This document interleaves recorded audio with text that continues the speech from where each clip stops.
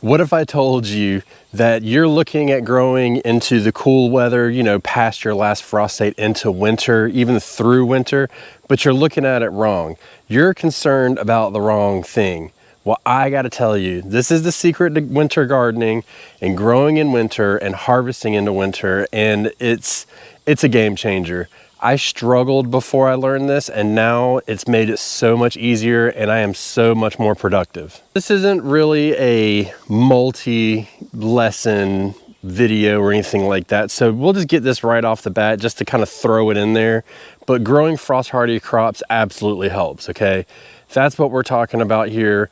But the true thing about the video, we got to talk about temperatures, and we got to talk about maintaining temperatures and what the true killer is in your garden. So if you're growing frost hardy crops, you're taking, you know, a big part out of it.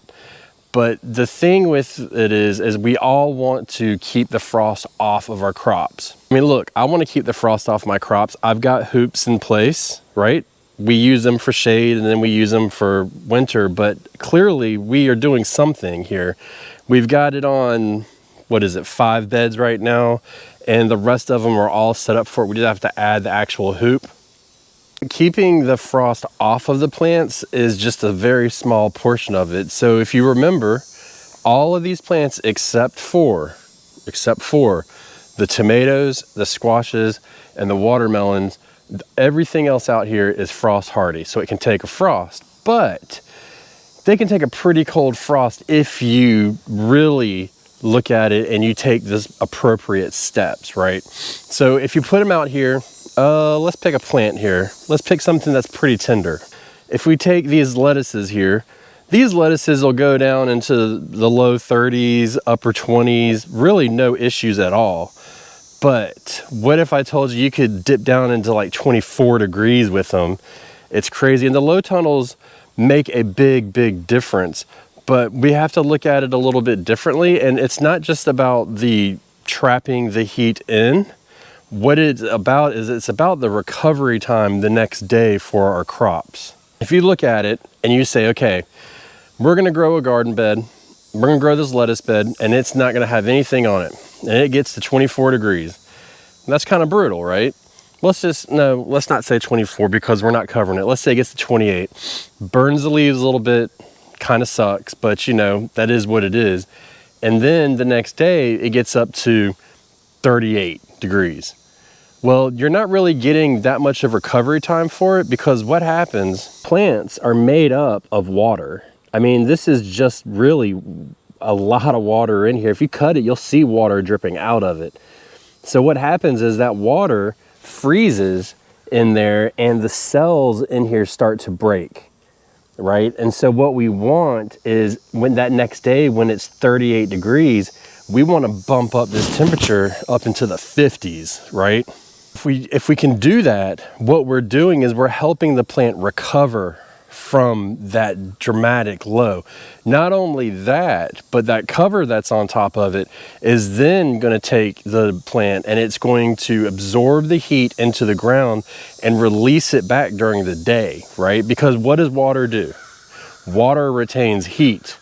And so if you think about it that way, we think about, hey, we've got to do this, we've got to do that.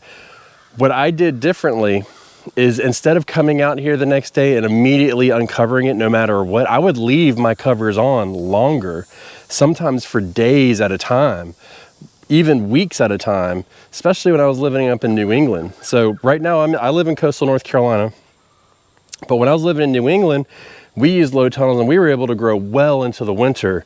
It was very limited because it was freezing cold up there, as I'm sure y'all from up there know. But we were able to do it because we would leave those covers on all the time. The only time we start to struggle and the sun doesn't come out and we get those like lows that sit over us and it's not really raining, it's just cloudy and cold, then that's kind of an issue because the sun's not coming in and warming up inside of that low tunnel, right? Even the greenhouse is the same way. So the greenhouse, the biggest reason why this greenhouse is so successful is there's 3 reasons. 1, it's planted appropriately. 2, it is a frost cover. And 3, it traps the heat in and the recovery time is a lot better for this greenhouse after a freeze or something like that, because it's constantly recovering. Every single time it's recovering and it's working, and it's, you know, these tanks are sucking up heat and all that. So it makes a big difference. So let's say that you live somewhere really cold, right? And it's a little bit of both, but there's a study that was done by the University of North Carolina. If you Google it, you may be able to find it. And what they did is they studied it, and they said there's a percentage of chances for when your plants don't recover the next day. So if your plants stay really cold, it was a very low percentage. If they got warmer, then there was a better percentage. But then if they got too hot, that's when you could start going the opposite way and start losing plants again, because you've got these dramatic swings. So how do you manage that? Like, what do we do to manage that? And I can tell you that every single bed is different from what we do, plain and simple. So for instance, this Brussels sprout bed will get vented or will get vented earlier than, say, this broccoli bed. But this broccoli bed will be buttoned up tighter earlier, depending on if it's got heads on it or not, because that's really the frost sensitive part of the plant. You know, these lettuces here, Lord have mercy, we all know how these lettuces like to bolt. So we need to really manage it. But what we can do is, instead of ripping that cover all the way off, we can crack it, we can lift it, we can prop it up, right? And we can leave it halfway open. And usually, a lot of time, that's what I'll do, is I'll leave it halfway open, so it's still retaining some heat, but it's venting out plenty of it at the same time. And then when we come back, all we gotta do is drop it down, and then it'll hold that heat in and build it back up. Onions, they don't really get covered at all. They just stay out. And if it gets really cold, depending on how comfortable they are on the ground, we may put them out, but for the most part, they stay uncovered. They don't really need it. The rutabagas, same idea. They don't really get it either until they start really producing a root. Then we start to kind of get concerned and make certain steps. But the rebound temperature is more important than protecting from the frost, and it's important that we understand that and we take steps. The convenient part of it is everything you do will help with this as far as trying to minimize frost. But then after that, the trick is staying on top of it and getting that temperature fluctuation to as minimum as possible, right? So we don't want it to be 25 degrees in here. And just to be clear about that, with a low tunnel like this, with these plants, it's 22 degrees, it's 25 in here, okay?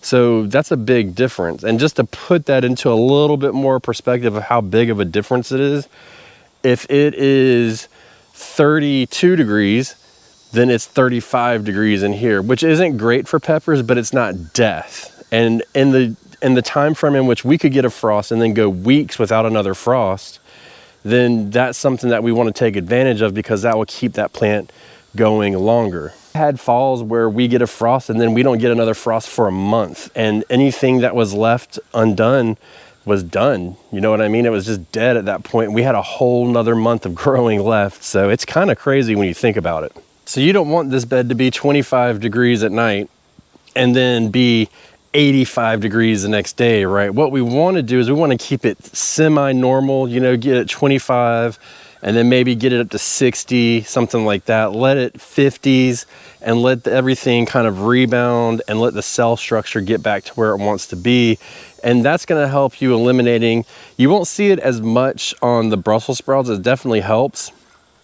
But what that does over here on the lettuces is you'll start to eliminate that bent over look and broken and burnt and all that stuff. So by putting it on, the frost cover on, what you're going to do is you're going to eliminate the burnt edges, because it won't be getting as much frost on it. You'll still get some, but not as much. And then the other thing is it's going to be limp, but it's going to rebound. This is a really good test. You come out after a hard frost and you've got it covered, check it, look at the plants, see what they look like. They look limp, they look like they're struggling. but then leave the cover on, let that temperature rebound and come back out, and you'll see that they fluff back up, that they fill back up with water, and those cells have released that water and they're not hard anymore. And that's what we want, because that dramatic change in temperature is what does it does everything to the plants. Don't believe me? How many of your broccolis bolted in the spring because it got hot? You don't believe me? How much of your lettuces bolted in the spring because it got hot? How much of your cabbages? How much of your Brussels sprouts? How much of anything, you name it. If it bolts, it bolted not because it got hot, but because of the temperature fluctuations. And that's what it is, because it's tricking your plant into thinking it goes into multiple seasons, right? Through multiple seasons. So a couple days in the 30s to 20s here, and then a couple days in the 80s during the day, guess what? You're on Bolt City. You're getting there quick. And it happens like that. So this helps minimize death and bolting all in the same breath. And then just to kind of sweeten the deal a little bit, when you heat up the soil in here during the day, all the nutrients keep moving and your plants are able to use fertilizers and compost and nutrients in there more and more. And so that will help speed the growth up during the time when, let's be honest, we're all racing against the clock, So what are you guys using in your garden? Is this something that you've even thought about before? It's something that when I learned to leave my covers on longer and what the outcome of it was, things changed for me dramatically. And I truly hope that helps change for you too.